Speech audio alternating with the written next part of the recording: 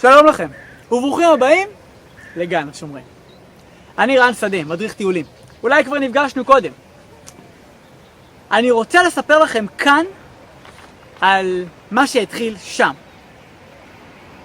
איפה שסיפרתי על האלה הגדולה. 15 המשפחות מקיבוץ אלונים שפרשו, חיו תקופה מסוימת ברמת הדסה, ואחרי שחסכו מספיק כסף, בנו ברחוב הזה.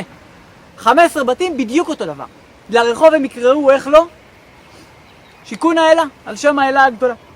ובלי שום קשר אליהם, אלכסנדר זייד. שומר אדמות העמק. שומר דגול משכמו ומעלה.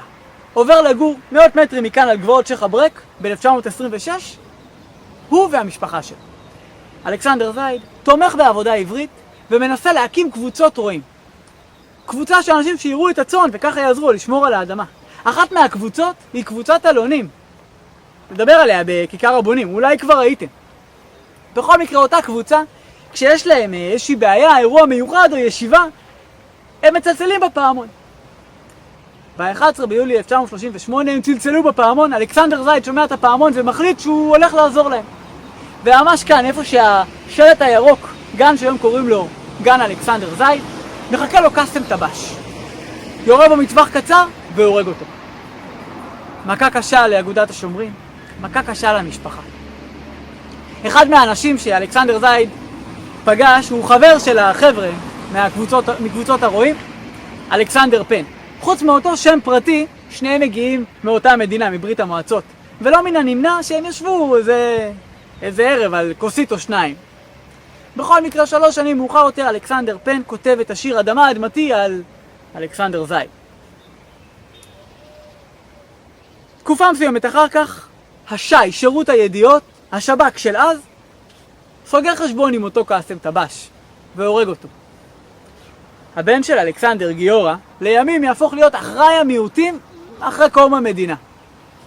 הוא פוגש פה את כל השבטים הבדואים באזור, ואחד מן השבטים זה שבט טבש, הוא משאיר אותו לסוף. כשהוא מגיע לשבט טבש, יוצא מהג'יפ שלו ואומר להם, איש משלכם הרג את אבא שלי. איש משלי, לא אני, הרג את אותו איש. מבחינתי החשבון סגור. החליטו על סולחה. אחד מהאנשים שהיו שם הוא מוסטפא. אז היה ילד בן 12. סיפר לי שלא עניין אותו כל הסולחה, מה שעניין אותו זה הג'יפ של גיורא. הוא הלך להסתכל בג'יפ עד שגיורא שאל אותו, מה אתה מחפש? ואז אמר לו מוסטפא, אני רק לא מבין איפה המושכות, איך עוצרים את זה? יום אחר כך גיורא לקח אותו לסיבוב והסביר לו איך עוצרים את זה. אותו מוסטפא הפך לימים להיות המוכתר של טבש. וגיורא ומוסטפא שמרו על קשר ממש טוב. נולדו לשניהם ילדים, פחות או יותר בני אותו גיל. יום אחד בא גיורא עם הרעיון, לאחר שהילדים גדלו קצת, שגיורא יביא את הילד שלו למוסטפא לשבוע, ואחרי שבוע יבוא ויקח את שני הילדים אליו, וככה הילדים יכירו אחד את השני יותר טוב ויהיו חברים טובים. ובאמת כך קרה. הגיע אבישי הבן של גיורא לשבוע למוסטפא. מוסטפא מספר שאמר לבן שלו, קח את המנורה, תנקה אותה, שים נפט. יום אחר כך אומר להם, רדו לנחל, תביאו מים.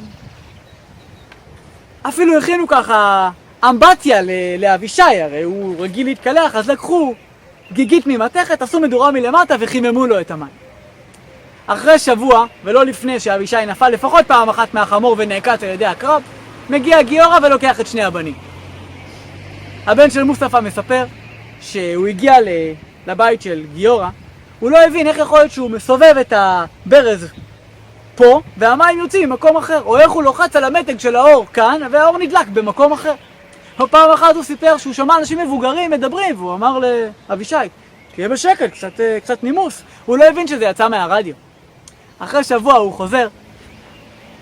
פעם הבאה שמוסטפא וגיורא נפגשו, אמר מוסטפא לגיורא, אתה קלקלת לי את הילד. כמובן שהדברים שערבו לתיקונה. אני מזמין אתכם ללכת לגן השומרים, ליהנות כאן מהנוף, או להיכנס כאן מאחורי הגדר הזאת. זה בית קברות אגודת השומרים. מאוד מעניין, אם תחפשו תמצאו גם את אלכסנדר זייד ואת אשתו ציפורה. מי שירצה וירחיק קצת יכול להגיע עד לפסל למעלה. נוף מהמם. שיהיה לכם יום טוב.